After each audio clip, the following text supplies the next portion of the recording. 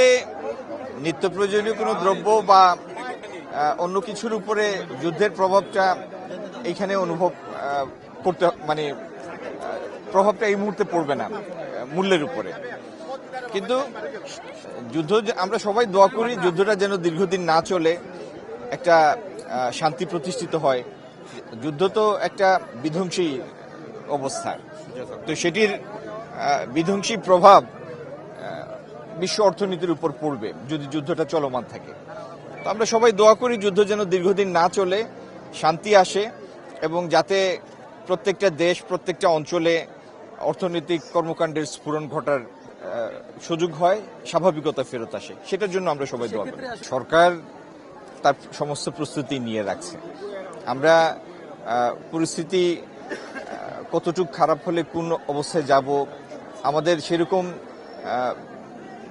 বিভিন্ন মাত্রিক পরিস্থিতির জন্য প্রস্তুতি আছে। তো আপনাদের এই সমস্ত জিনিস নিয়ে শঙ্কিত হওয়ার কোনো কারণ নাই। এই নতুন সরকার জনগণের ভোটে নির্বাচিত সরকার, সুতরাং এই ম্যান্ডেট নিয়ে যে সরকারটি দায়িত্ব পরিচালনা করছে তার যে কোনো সম্ভাব্য পরিস্থিতির জন্য তার সেই প্রস্তুতি আছে। এই যাত্রায় জ্বালানির কোনো প্রভাব পড়বে না। আর দ্বিতীয়ত হলো জ্বালানির ক্ষেত্রে কেউ যেন এটা ভুল না বুঝেন, এটি একটি উপদেশমূলক কথা যে আমরা জ্বালানি ব্যবহারে সাশ্রয়ী হব, কারণ আগামী দিনে বিরূপ পরিস্থিতি হতে পারে। আমরা যেন অপ্রয়োজনীয় খরচ না করি, আমরা যেন সংযতভাবে খরচ করি, যাতে আমদানির বাড়তি চাপটা দেশ এবং জাতি অনুভব না করে। এটি হচ্ছে মূল কথাটা।